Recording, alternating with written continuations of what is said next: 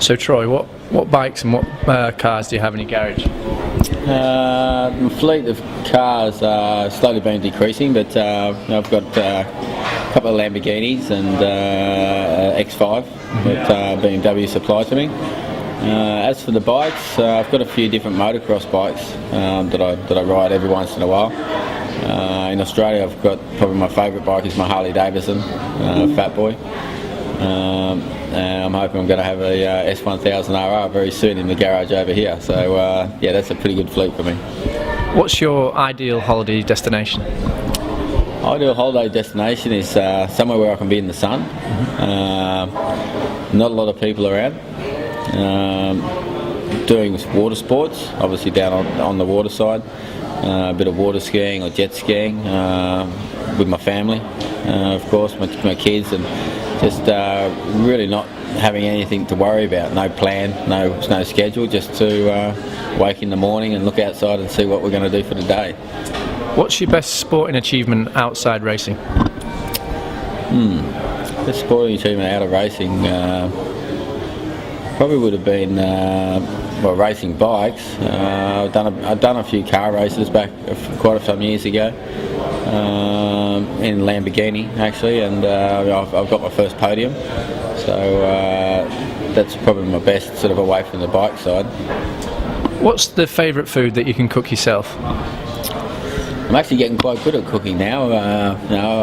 I can pretty much cook a whole range from roast to pastas to fish dishes and stuff. So, but probably my favourite one is probably like oven baked fish with a few secret spices and different mixture of stuff in there, just to spice it up a bit. Who's your most respected rival out on track, or is everybody respected? Yeah, everybody now is very well experienced.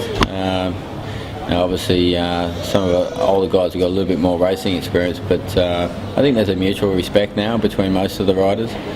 I think back in the day where there was some sort of hatred between a few riders, I think a lot of that was press orientated.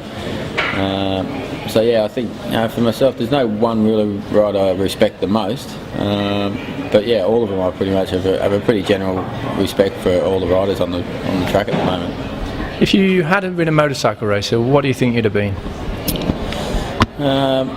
I'd like to think I could have been in the cars. It's something that I do enjoy. I do go-karting quite a bit for some fun with the family. My wife's quite fast in a go-kart, so she keeps me pretty honest.